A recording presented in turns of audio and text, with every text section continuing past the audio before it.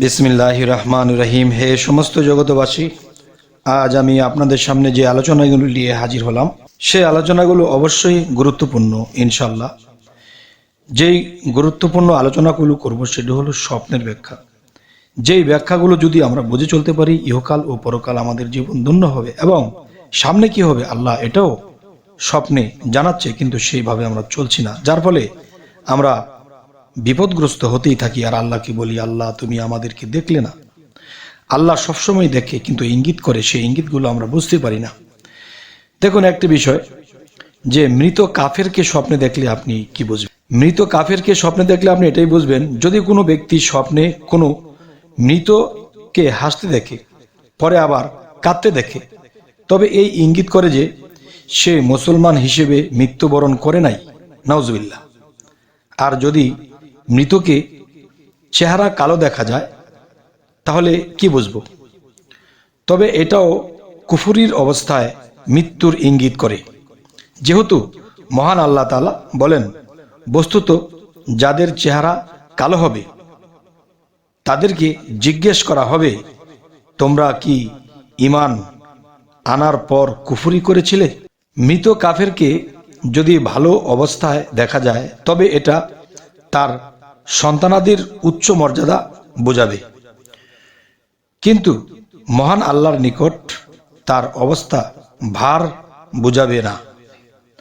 যদি কোনো ব্যক্তি স্বপ্নে মৃতকে বিমার বা তার গায়ে ময়লাযুক্ত কাপড় দেখা যায়, তবে বান্দার হক ছাড়া আল্লাহ, মহান আল্লাহ তাআলা ও তার মধ্যে দিনের সমস্ত হক রয়েছে, সে সম্পর্কে জিজ্ঞাসা হবে।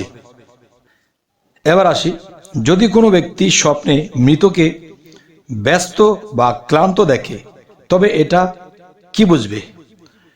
ওই ব্যস্ততা বা ক্লান্তির আলামত যাতে সে লিপ্ত রয়েছে।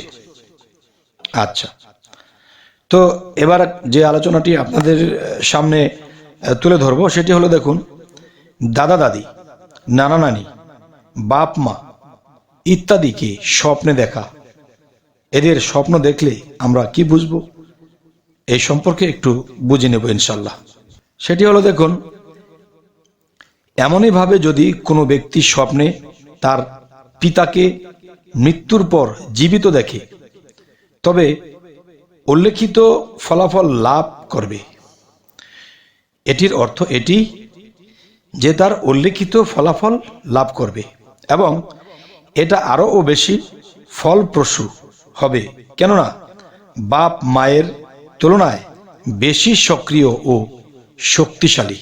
এবার আসি, যদি কোনো ব্যক্তি স্বপ্নে তার দাদা দাদিকে মৃত্যুর পর জীবিত দেখে, তবে এটা তার সৌভাগ্যের জীবন ও সাফল্যতার ইঙ্গিত করে। যদি কোনো ব্যক্তি স্বপ্নে তার মাকে মৃত্যুর পর জীবিত দেখে, তবে সে চিন্তা ও দুঃখ কষ্টে লিপ্ত আছে, তা দূরীভূত হয়ে আনন্দ ও সাফল্যতা লাভ করবে। সুবহানাল্লাহ।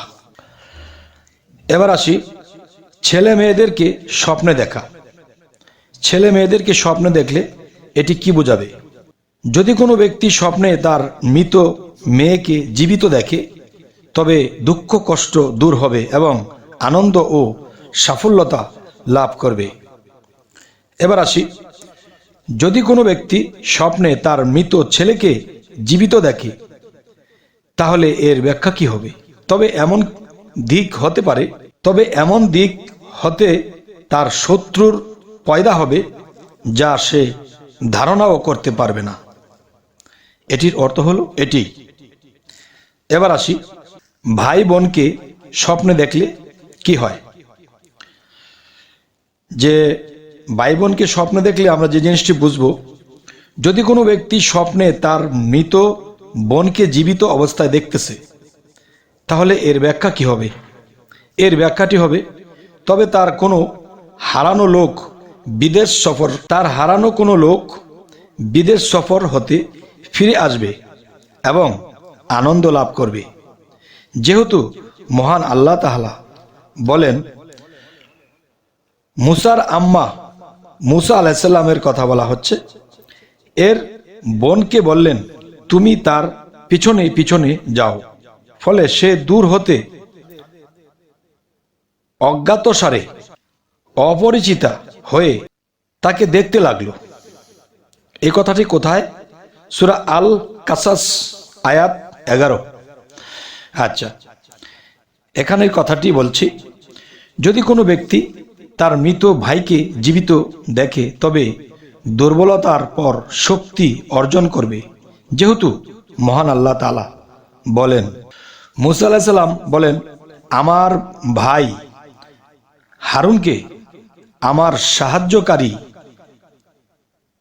বানান এবং তার মাধ্যমে আমার কোমর মজবুত করেন এবং তাকে আমার কাজে শরিক করেন। সূরা তোয়াহা আয়াত 30-31। আচ্ছা, এবার আসি, মামা খালাদেরকে স্বপ্নে দেখা কি বুঝবো? এটি হলো, দেখুন, যদি কোনো ব্যক্তি স্বপ্নে মহিলাদের কাপড় সাদা দেখে তবে ধর্মীয় বিষয়ে আশা আকাঙ্ক্ষা পূর্ণ হবে। আর যদি কালো দেখে তাহলে কি হবে? তবে গান বাদ্য জাতীয় আশা পূরণ হবে। আর যদি পুরাতন ছেঁড়া ফাটা দেখে তখন কি বোঝার? তবে দরিদ্রতা ও চিন্তা ফিকিরের পতিত হবে। আর যদি ময়লাযুক্ত দেখে তবে গুনাহে লিপ্ত হবে।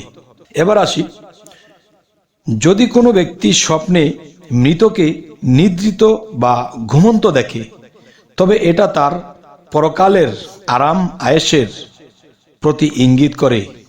সুবহানাল্লাহ। এবার আসি, যদি কোনো ব্যক্তি স্বপ্নে মৃত ব্যক্তির সাথে একই বিছানায় নিদ্রা যেতে দেখে তবে সে দীর্ঘজীবী হবে। আলহামদুলিল্লাহ। এবার আসি, যদি কোনো ব্যক্তি স্বপ্নে মৃতকে জীবদ্দশায় যেখানে নামাজ পড়তে দেখত সে সেই জায়গায় ছাড়া অন্য কোথাও নামাজ পড়তে দেখে তবে এটার তাবির এটাই যে জীবদ্দশায় সে নেক আমল করেছিল বা সমস্ত ওয়াকফ বা দান খয়রাত করেছিল, তার সওয়াব তার নিকট পৌঁছেছে। আর যদি মৃত ব্যক্তির কোনো প্রশাসক হয় তবে তার বংশধররা তার মতো প্রশাসন ক্ষমতা লাভ করবে। হে সমস্ত জগতবাসী, আজকের যে আলোচনাটি আপনাদের সামনে করলাম, এই আলোচনাটি আমরা কি বুঝবো? মানুষই কিন্তু দেখা গেছে দাদা দাদি খালা ফুফু অনেককে স্বপ্নে দেখে। তো এই যেই লোকেরা মৃত্যুবরণ করেছিল তাদেরকে স্বপ্নে দেখলে কি হয়, কি বুঝবো, এই জিনিসগুলো বোঝানোর জন্য আজকের এই আলোচনা। তবে হে সমস্ত জগতবাসী, আজকের যে আলোচনা, এই আলোচনাটি আপনাদের কেমন লাগলো এবং কি ধরনের স্বপ্নের ব্যাখ্যা চাচ্ছেন তাও আমাদেরকে কমেন্টে জানাবেন এবং পরবর্তীতে যেন ভালো আলোচনা নিয়ে আপনাদের সামনে পৌঁছাতে পারি। তো সকলেই ভালো থাকবেন। আল্লাহ হাফিজ।